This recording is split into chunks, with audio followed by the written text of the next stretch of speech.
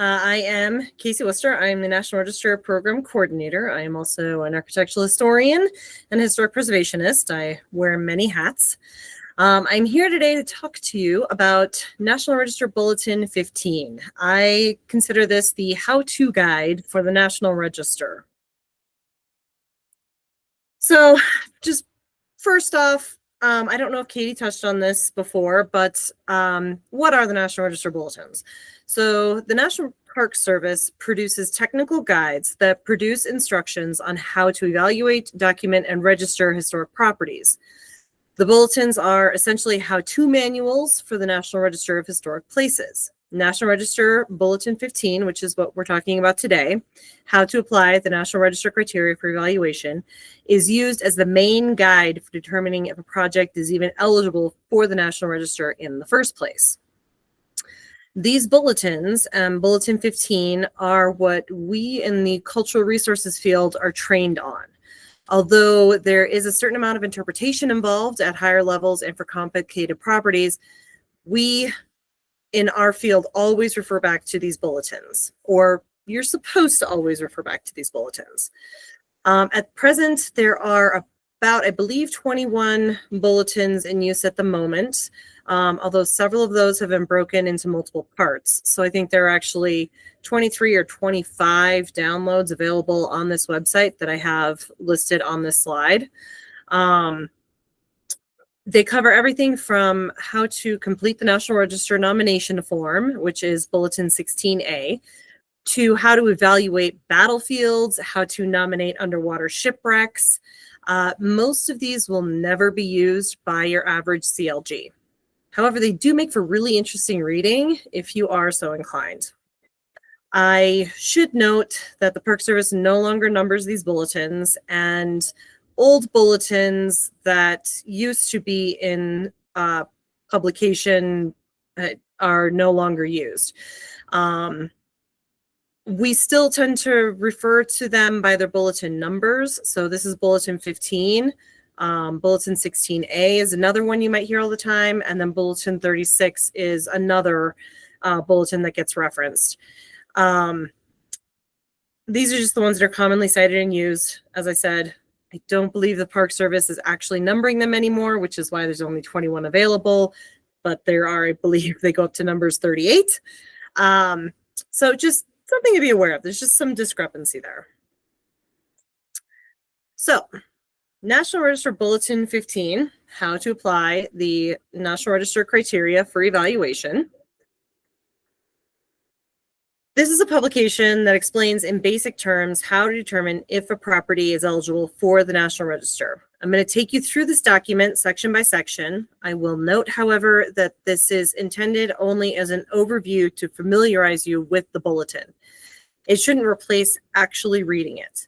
A lot of this may be familiar to you from previous presentations, especially if you watched the presentation that I gave on the National Register in general.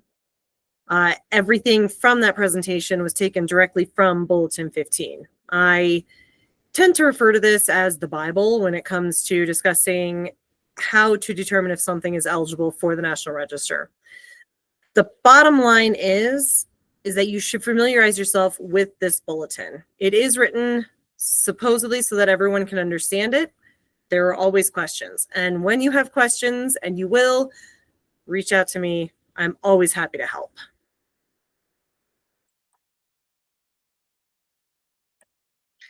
So the first two sections I'm not going to go into. The first section, they're just basic introductions to the document and overviews. Section 1 is a basic summary introduction and mentions that the bulletins are intended to be used by everyone. Section 2 provides a brief half-page bulleted list of the criteria for evaluation and the criteria considerations. I'll be going through these in much more detail in their appropriate sections, so I didn't feel it was necessary to touch on these. Section 3 is where we get into the meat of everything. This is how to use the bulletin to evaluate a property. This is only a half-page summary, but it provides a quick overview of the steps that are followed in order to determine eligibility for the National Register. Usually, these steps are followed in order. Notably, the section says that a property must be associated with historic context and retain historic integrity. This is something that I have to drive home, that I really want to make sure that I'm driving home. I usually state this as a property needs to have two things: significance and integrity. Significance is what makes a property important. That is why we should care about it. Significance is the story. Integrity is entirely physical. Integrity is how the property expresses this significance. I refer to them as the two different sides of the eligibility coin, as it were. In order for something to be listed, you have to have both sides. Now, it is important to note that it is possible for property to have significance but no integrity, just as it is possible for property to have integrity but no significance. The second scenario is far more common. To misquote a popular TV show that I love, sometimes a pretty house is just a pretty house. So this section, as you can see, I apologize, the page came out a little bit more pixelated than I intended. But there are five steps. Step one is categorizing the property. This is when you are determining what type of property you are evaluating. If it's a district, a site, a building, a structure, or an object. Again, these will all be discussed later. Step two, you determine which prehistoric or historic context the property represents. This is where you determine what part of history the property fits into. Is it part of the work done by the Civilian Conservation Corps in the 1930s? Is it part of a larger story about ranching in the local area? Is it an archaeological site that maybe demonstrates a rare use of the landscape, like a medicine wheel or a buffalo jump? What story does this property tell? Once you've figured out the story of the property, then step three is to determine whether the property is significant under the National Register criteria. There are 4 criteria. I dislike the phrasing of this, but to boil it down, it means which of the 4 criteria does the property fit into? So I'm going to go over these 4 criteria later. Step 4 is to determine if the property represents a type usually excluded from the National Register. Again, I'll go over this in more detail later on, but there are property types that are generally, as a rule, not considered eligible for the National Register, except under special circumstances. These include things like cemeteries or properties that are younger than 50 years of age. Step 5 in this process is to determine whether the property retains integrity. As I just mentioned, integrity is a physical side of the two-sided eligibility coin. There are 7 aspects of integrity, and I will go over them in more detail later. Again, if you watched the video on what the National Register actually is, you'll already have a basic understanding of integrity, and this will sound repetitive. Section 4, historic property categories. So resources listed to the National Register are divided into categories defined by the National Park Service. The 5 main types of resources are buildings, districts, structures, sites, and objects. There are other rare resource types like cultural landscapes and marine sites, but the definitions and regulations surrounding those resource types are very restrictive, they're complicated, and I'm just going to say it, if you come across them, if you think you have one, reach out to me. We can help determine that, but they're very rare. So the first one is buildings. Buildings are defined as a construction principally intended to shelter any form of human activity. These, I should note that all of these that are in quotations are taken directly from Bulletin 15. So these are resource types that are usually associated in the public mind with the National Register. These are houses, schools, churches, government buildings, post offices, etc. Structures are different from buildings in that they are built for reasons other than shelter. The term structure is used to distinguish from buildings those functional constructions usually made for purposes other than creating human shelter.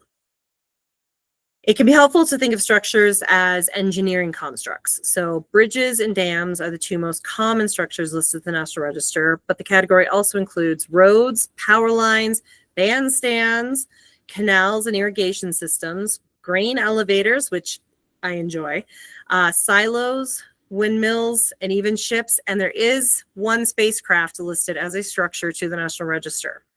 That is the Space Shuttle Enterprise in New York. The USS Missouri naval ship in Hawaii is also listed to the National Register as a structure. Objects. Objects are resources that are primarily artistic in nature. They are generally fountains, sculptures, monuments, and statuary. Overly ornate grave markers can also be considered objects, although the listing of grave sites and cemeteries is undertaken only on rare occasions and it's only done as a criteria consideration, which again, I'll discuss later.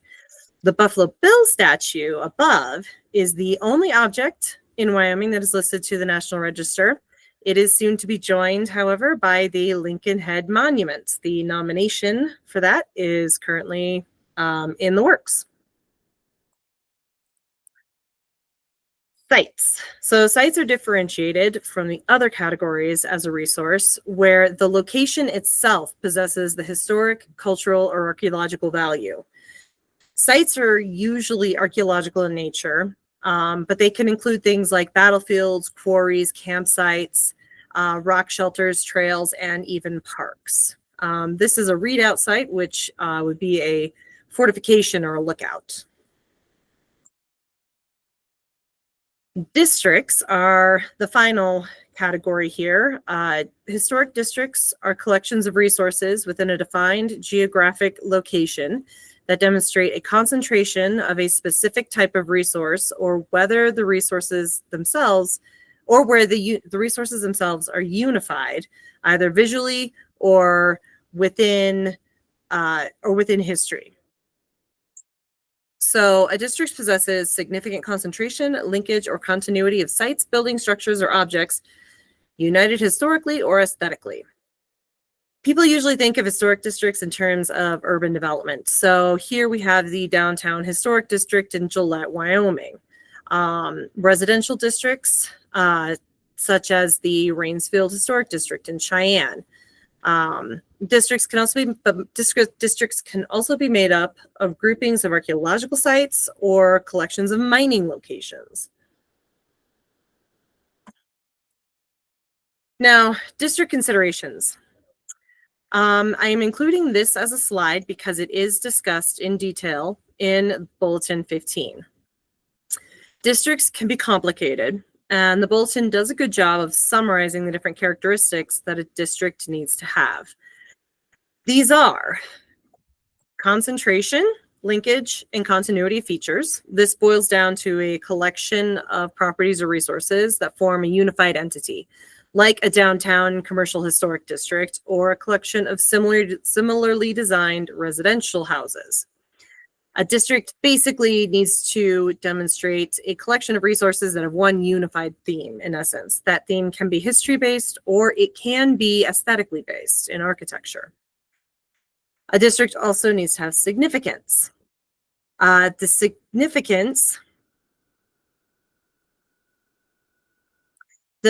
needs to have significance separate from its unity. For instance, I live in a neighborhood of FHA tract homes from the mid-1950s. From an architectural standpoint, they do represent a district in that they are mostly identical and uniform. However, these neighborhoods were a dime a dozen across the US, and so there's really nothing special about my particular neighborhood. It's just an FHA tract home grouping on the south side of Cheyenne. The third thing that a district needs to have are types of features. So it can be made up of a collection of different property types or architectural property types. The important point is that all of the features contribute to the collective significance of a district. For instance, a park that anchors one end of a residential district can be considered part of the district, as long as it contributes to the larger understanding of the neighborhood. Geographical boundaries. So geographical boundaries is a topic. Defining geographical boundaries of a National Register property and district is enough of a topic that there's actually an entirely separate bulletin just on how to define the boundaries of them. But for a district, it boils down to a district needs to have clearly defined geographical boundaries, and the contributing resources within those boundaries need to be concentrated. That is, there need to be more contributing resources or properties than non-contributing. Again, if this confuses you, which it will, it still confuses me from time to time, I recommend just asking me, reaching out to me and asking me questions. You can also read that separate bulletin on defining those boundaries. The final district consideration is something that I'm going to mention here because it is in the Bulletin 15, and those are discontiguous districts. These are rare and complicated. They are districts whose elements are spatially discrete, meaning they're far apart. The boundaries for the individual resources don't touch. In 13 years of professional practice, I have only come across a handful of listed discontiguous districts, and only in the last year have I faced a recommendation for a discontiguous district. Again, these are rare. If you think you might have one, ask me. Most of the time, these properties will be listed separately or under one large overarching document known as a multiple properties documentation. So now we get into the next section. Section 5, how to evaluate a property within its historic context. All right, so you figured out what type of property you have. Now you have to figure out what the story is there. The bulletin has 5 steps for deciding whether a property is significant within its historic context. These steps are: determine what facet of history or prehistory of the local area, state, or nation the property represents. Step 2, whether that facet of prehistory or history is actually significant. Step 3, determine whether it is a property type that has relevance or importance in illustrating the historic context. Step 5, determine if that property illustrates the history. And step 6, whether the property possesses the physical features necessary to convey the aspect of history, prehistory, or history with which it is associated. All of this boils down to, you have a property that you think might be eligible. Figure out what the story is of that property, what the history is. Then slot it, try to figure out where it fits within the larger historic context of the area, of the time frame that it represents, and then try to figure out if it actually demonstrates that era. Not every house that was built in the 1930s is going to be associated with the Civilian Conservation Corps. That's just not possible. They didn't build a lot of houses. And then you need to figure out whether the property possesses the physical features. So that means you need to figure out if it actually has integrity. That's all that boils down to. Oops, I apologize. I skipped ahead. Section 5 also deals with significance levels.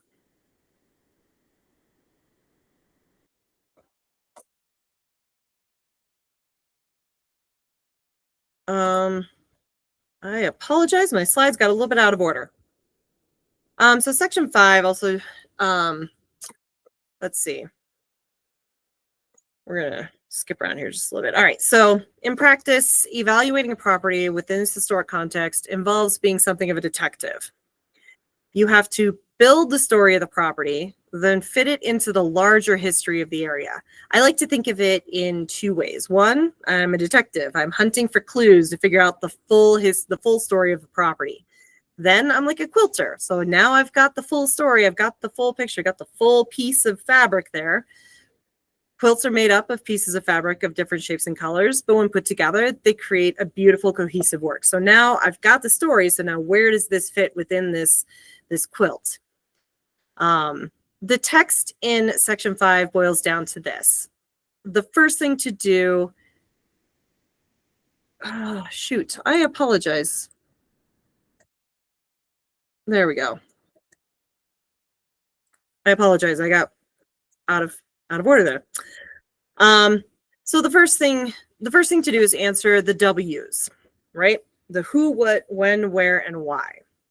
I will also add how to that list if it's appropriate, like for properties with engineering purposes or technological innovation. Answering these, the 5W questions is how you create the story of a property. Next, I decide which of the answers to those W's is the most important. This tells me which of the criteria for significance to list this particular property under. One item in this bulletin, and that is included on this page that is currently up on your screen, that always gets overlooked, is the comparative analysis. I don't know that they ever use that term exactly, but each of the criteria stipulate that you need to ensure that the property you're evaluating is the best representative example of its type. Basically, that this property, the story of this property, adds to the knowledge base of the historic context without duplicating something that's already there. This was all put into place by necessity. It does limit what can actually be listed. But this is for a reason. There are a lot of old ranches in Wyoming, but they can't all be listed just because they're old ranches. You have to be able to build an argument for why this particular ranch, why this ranch, and not the other one on the other side of town that was built during the same period. What does this ranch add to the quilt of history that the ranch across the river that's already been listed does not add? I'm going to sound a little bit like a high school math teacher who doubles as a debate coach here, but when you are evaluating a property, you need to build a strong argument and back that argument up with facts. Show your work, cite your sources. You need to become mini experts in that particular in that particular aspect of history, so that you can be prepared to answer any questions and criticisms that are lobbed at you, and they will be. I can guarantee you that. Now, I apologize again. Slides are out of order, but I'm using this as an example. This is the Dunham Ranch. It is up in Sublette County. This was one of the first nominations I helped with when I first got to Wyoming 2 years ago. And like most cultural resource professionals with large experiences in the Section 106 compliance world, I missed the lack of comparative analysis when the nomination came across my desk. This nomination was returned by the Park Service for multiple reasons, but that was the main one. The thing that our Park Service reviewer asked was, what does this ranch have that other listed ranches in the area don't? This was originally a CLG contracted project. So their contract was done when it was handed to me. So then when the Park Service returns it, it falls into my queue. We don't fail projects. If something is returned by the Park Service, it usually falls to me to fix and to make the edits and the changes and resubmit. So I had to get creative. I had moved to Wyoming from Alaska. I know a lot about the fur trade industry, nothing about ranching. So I had to first educate myself on ranching in Wyoming in general and Sublette County in particular. I was able to formulate the argument that this ranch, unlike others in the area, demonstrates the evolution of ranching practices over the 20th century, from a single farm or single family ranch practicing largely open range ranching, to a tenant ranch, to a satellite ranch, and now to a seasonal outpost for concentrating cattle.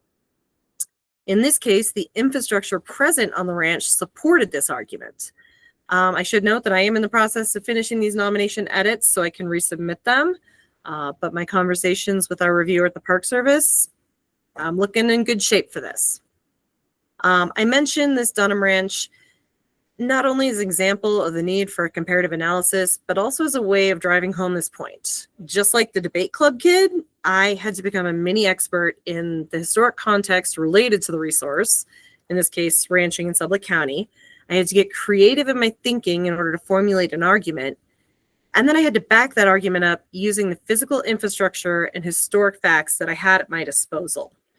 A central rule in debate clubs is that an argument can be made for almost anything, as long as you justify your argument and support it with facts taken from reputable, citable sources. And now we will go back to the bulletins. So, section 4 of the bulletin contains the 4 criteria. The 4 criteria for significance, and I will turn through them quickly before we, again, so these are, okay, I apologize. These are the 4 criteria for significance. In order to be listed to the National Register, a property needs to be slotted under one of these 4 criteria. I would like to note, this is a pet peeve of mine, criteria is plural, criterion is singular. So, criterion A is event or trend in history. A property must be associated with one or more events important in the defined historic context. The association can be with a single event, like the Rock Springs Massacre site in Rock Springs, which is a nomination that is working its way through the process right now, or it can be with an event or trend, like the Oregon and Mormon Trails. This picture here is the Sage Creek Community Club up in Park County. It is associated with a trend as opposed to a single event. The building was the center of community life for the Sage Creek area from the time of its construction through the modern day. It played a vital role in concentrating a sense of community for an area of spread out population. The Sage Creek Community Club is thus associated with the trend of community development in the region. It was one of several built across Wyoming during that same period for that exact purpose. This constitutes a trend in Wyoming history. Criterion B is the second. I should note that there is an entire bulletin just for Criterion B. There's been a lot of confusion about it in the past. I'm getting pretty good at it, so if you have questions, I'm your go-to person for it. The second of the criteria is Criterion B. This criterion is used when a resource is associated with individuals whose specific contributions to history can be identified and documented. The association, however, needs to be direct. Usually only homes or businesses where the bulk of the person's contributions to history took place are designated under this criterion. This language here is deliberate. Not every pasture or field used by a significant ranching family is going to be eligible for association with the family. That would mean most of Wyoming would be considered significant under Criterion B, and that would be chaos. In that example, generally speaking, only the ranching headquarters would be considered eligible. This house is a John Clymer residence. In Teton County. It was listed about a year ago, I believe. John Clymer is considered one of Wyoming's great artists. His Western-themed paintings hang in grand homes, museums, and galleries across the world and command huge purchasing sums on the open market. He moved to Wyoming in the 1960s, which is where he embarked on a career painting the American West, painting Western art. He built the pictured house to serve as his combined living and studio space. All of his Western paintings were produced in this building. Yeah, actually, I believe that was listed just almost exactly a year ago. So Criterion C is what most people think of when they think of the National Register. It can be thought of as the style criterion. It is used for properties that are significant for their physical design or construction. They contain high artistic value or are representative of the work of a master. By master, we mean a master architect, a master builder, something along those lines. These are buildings that are beautiful to look at, usually. Criterion C can also be used for structures that are feats of engineering, like the Hoover Dam or the Golden Gate Bridge, structures that were major accomplishments of engineering when they were built. Pictured is the Federal Center building in downtown Cheyenne, excuse me. It is an excellent example of the brutalist style of architecture, which is not a favorite type of architecture for most people. It is for me. But this is considered one of the great masterpieces of its architect, Frederick C. Porter Sr.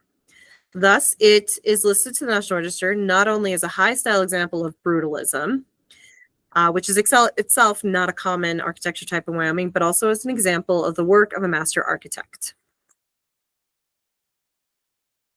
Criterion D is information potential. This is usually used to list archaeological sites, which demonstrate the potential to yield or that have yielded important information about history or prehistory. Few archaeology sites are ever excavated to their full extent. Funding and legal restrictions rarely make full excavation possible. The only impetus to do so is when the ground is going to be cleared or fully excavated for construction. Archaeology is destructive in nature. Once an artifact is removed from the ground, it is thought of as no longer in its original setting. Thus, archaeological sites always hold the potential to reveal new information and are listed to the National Register for this purpose. Now, I'm going to start putting all of this together for you using an example. This is the Clinker Stone House. It is located north of Gillette.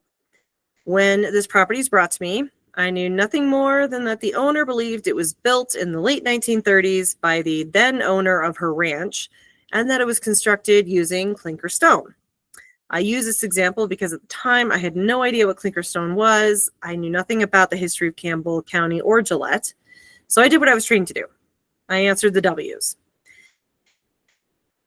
In this case, county records indicated that the house was built in 1940. And this gave me the when, or an approximate when. Some county records can be approximate. I then had to do some research into geological and anthropological publications to learn about clinker stone and how they've been used by humanity. This research gave me the what. I already knew the where, northeast corner of Wyoming, almost to the Montana border. Now I just needed to answer the why. And this is when I started looking into the broader history of the area. I knew that clinker stone forms around burning subterranean coal seam fires, and my research turned up the interesting fact that in the 1930s, the Civilian Conservation Corps was tasked with trying to extinguish these fires.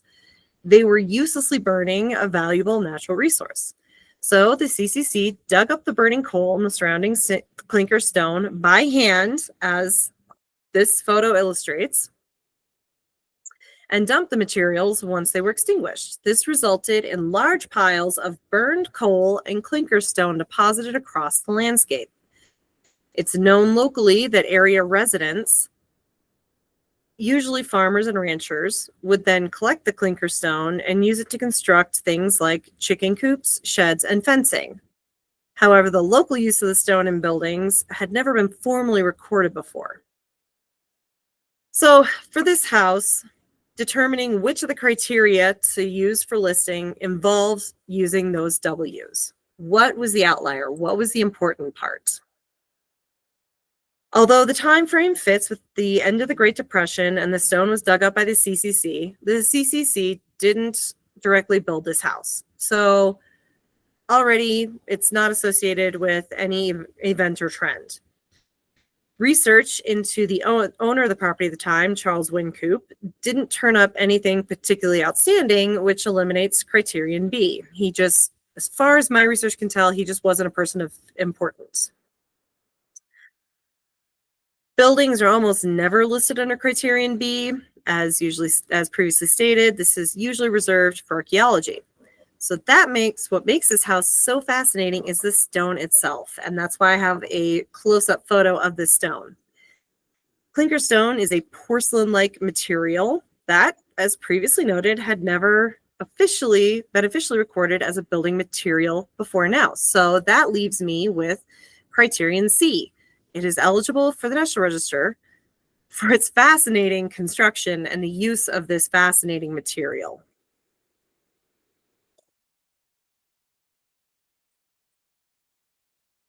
Now, I feel like I'm jumping around a little, but I'm running through the bulletin as it goes.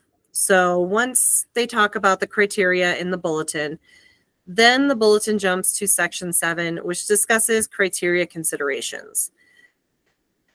As a rule, there are certain properties that are exempt from being eligible for the National Register.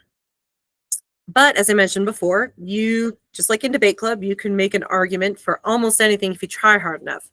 So the criteria considerations were born. Criteria considerations can be very difficult to use, and they are rare. Prior to coming to Wyoming, I had only worked on one property that qualified for criteria consideration. Since moving here, I have been dealing with several, but they are all part of the same criteria consideration G. My office, we are currently in this office working to determine a best method for dealing with these particular troublesome pieces of properties. So I'm going to run through these criteria considerations since they are in the bulletin and they are in section 7. But I'm going to highly recommend that you leave these ones to the experts. It's good to know what they are and familiarize yourself with them. But if you think you have one, call me, email me, get in touch with me. We'll talk about it. Criteria consideration A is for religious properties.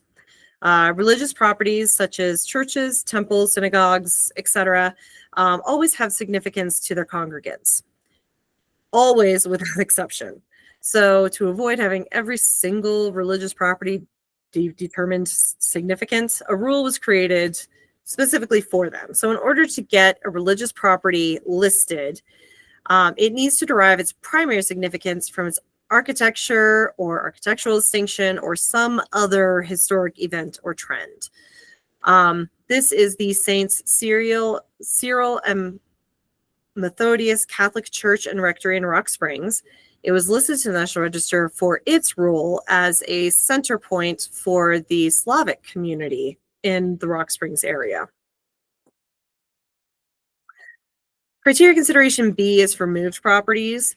Generally, if a building or structure has been moved from its original location, it has a loss of integrity. Exceptions can be made, however. This is the Box Cabin in Jackson, Wyoming. Jackson has a long history of moving buildings around, just picking them up and moving them to a different lot as the buildings were sold, but the land was kept. My office is in the process of trying to work with Teton County to try to figure out how to treat these properties as significant and treat them as a group. But again, if you move a property, it no longer has significance unless the significance of that property, unless the movement of that property is part of the story of the significance, or the movement happened before the property gained its story that makes it important. So again, there's always exceptions to every rule. Criteria consideration C, birthplaces or graves. As far as I'm aware, there are no listed birthplaces or graves in the state of Wyoming. So I chose a picture of Abraham Lincoln birthplace, National Historic Park in Kentucky. So if you're dealing with a birthplace or a grave, you're dealing with a person, which is criterion B. But criterion B can only be used if you're talking about the productive life of a person. Where Abe Lincoln was born, just because he was born there, doesn't really make it all that significant because he didn't do anything there except be born. However, like everything, there are exceptions. Abraham Lincoln's birthplace derives its significance from the park that was established around it. The cabin that we associate with Lincoln in the lore when we teach kids in school is actually inside of this neoclassical building. This building serves almost as like a tomb or mausoleum for the cabin. The park derives its significance from the architecture and the park that surround it, which was completed in 1911, almost 50 years after Lincoln was assassinated. So again, it derives its significance from something other than just the act of Abraham Lincoln being born there. Criteria consideration D is cemeteries. Cemeteries are tricky because cemeteries are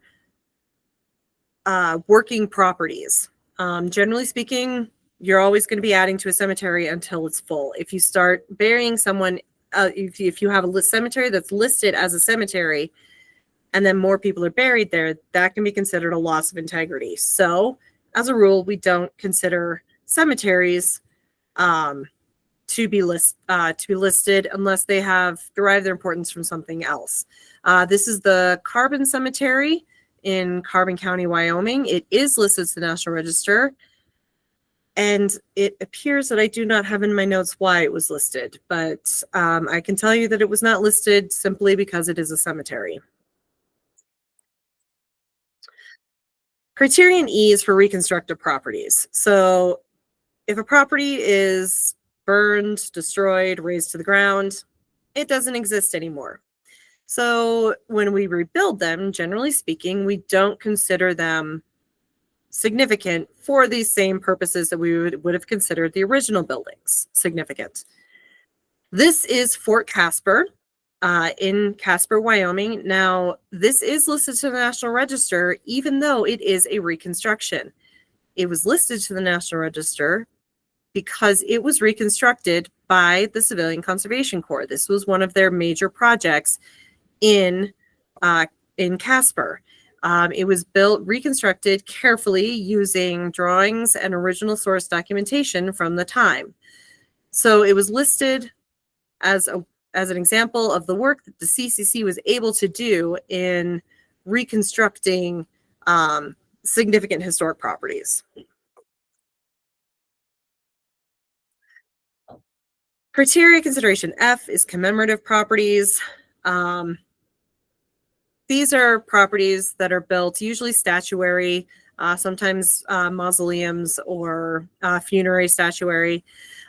These are put up to commemorate a certain person. This is the Buffalo Bill statue in Cody, and it was listed to the National Register not because it commemorates Buffalo Bill, but because of the artist, Gertrude Vanderbilt Whitney.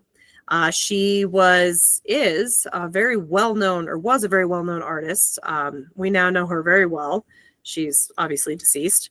But her works, she constructed designed statues all across the country. And she was a woman working in this medium at the time in the first half of the 1900s, which was really rare. So this was listed as sort of to commemorate, this was listed for significance for its association with the artist who designed the statue. Criteria consideration G, this is for properties that are under 50 years of age. Again, you're rarely going to come across these. In 13 years of practice, this is the only property that I have worked on that qualifies. This is the Alaska Native Heritage Center in Anchorage, Alaska. It's only 30 years old. This is from a previous iteration of my career, obviously. But the National Register nomination for this is facing some political headwinds that are not in its favor, but it does have the agreement from the Park Service and the Alaska SHPO's office that this is eligible, even though it is not technically 50 years of age yet. It is a very significant evolution of pride in Native artisanship and Native cultures. I won't go into it. Whoops. Which brings us to section 8, historic integrity. Now, I'm going to run through this pretty quickly because we are running out of time, and this is discussed in a lot more detail elsewhere. I also have another presentation that I'd be happy to give you that is about an hour and a half long that deals specifically with historic integrity. So, historic integrity is often the trickiest of the evaluation, is the trickiest part of the evaluation process. As defined by the National Park Service, historic integrity is the ability of a property to convey its significance. In plain speak, if someone from the period of significance were to be plucked out of history and plopped in front of a resource today, would they be able to recognize it for what it was? There are, as I said previously, this is the physical side. This is whether or not this property can actually tell you what it was.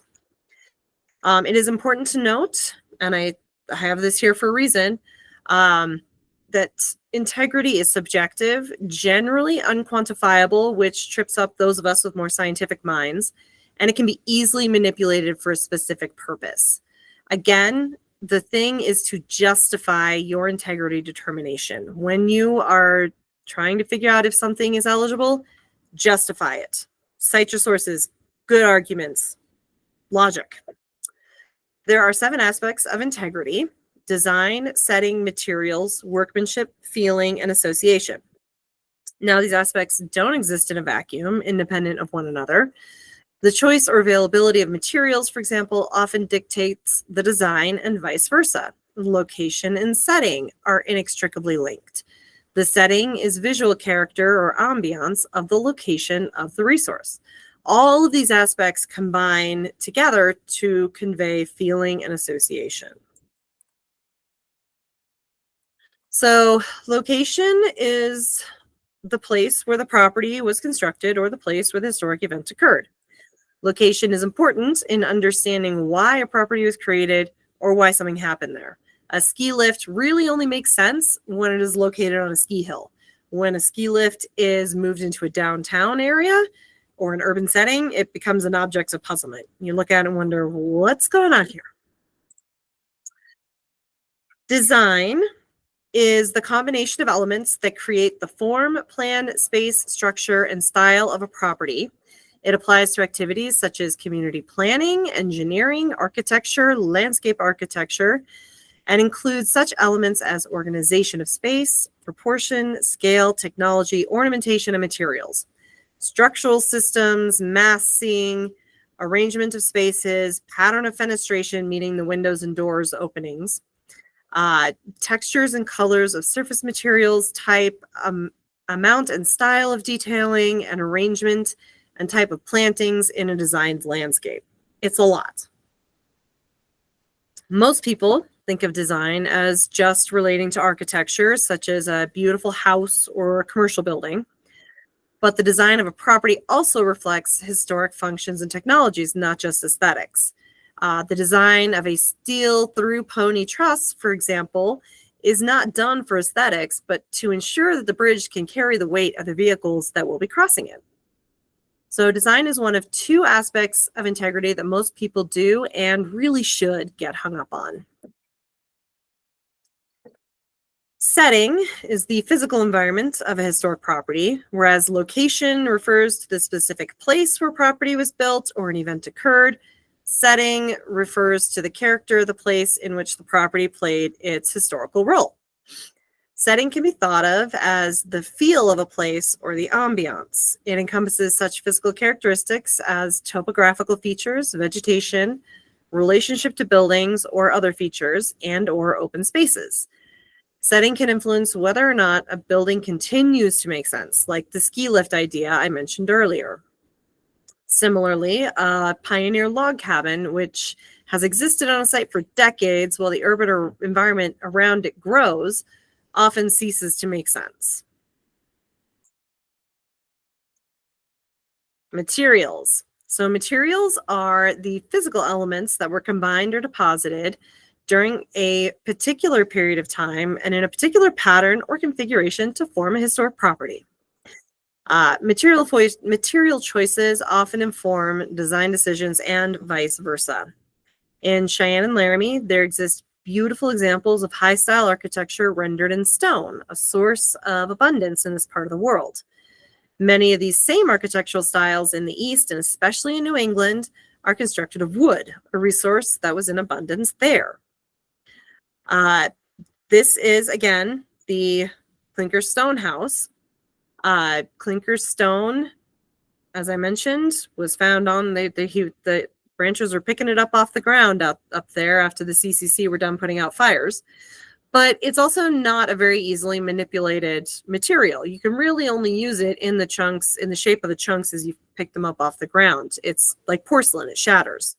So that meant that the material here is the reason that it is with the reviewer at the National Park Service. The material is why it is significant, but the material also dictated a very simplistic design for the house.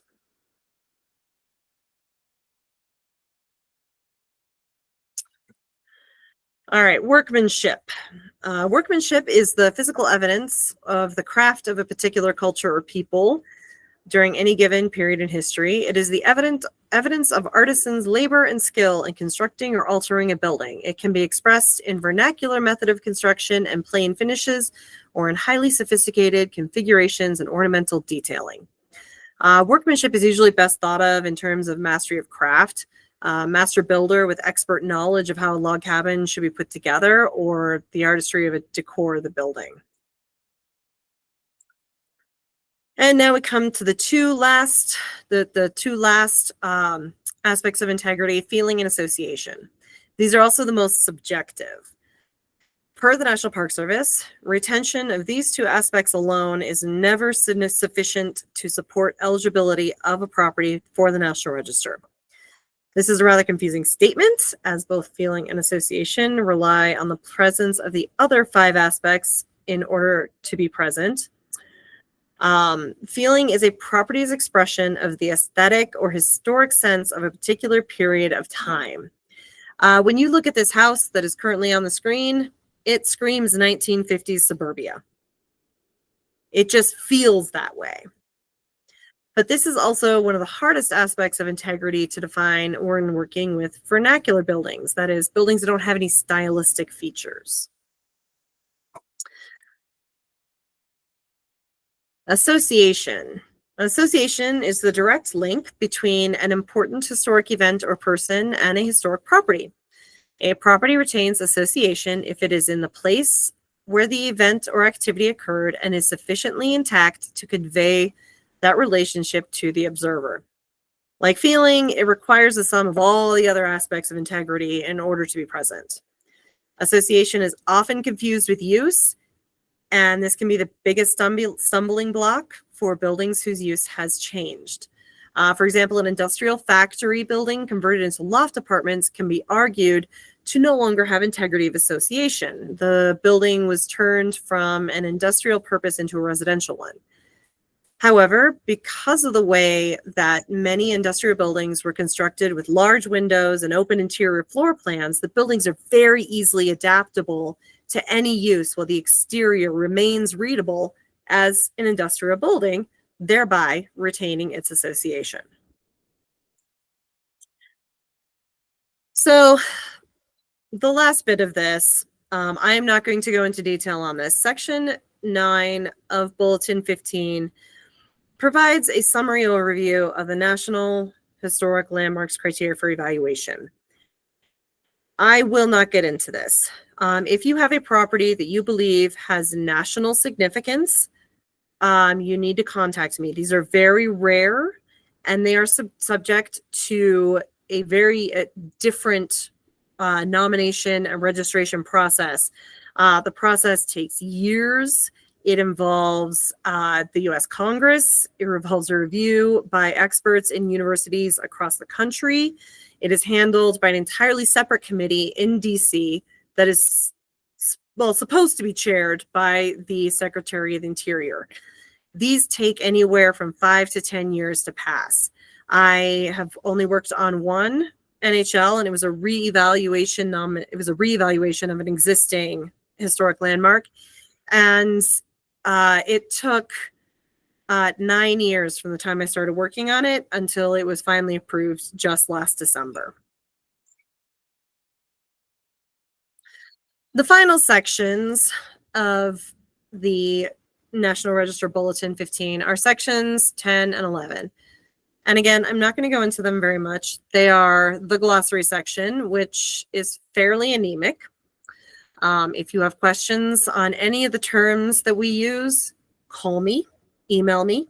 I am always happy to help.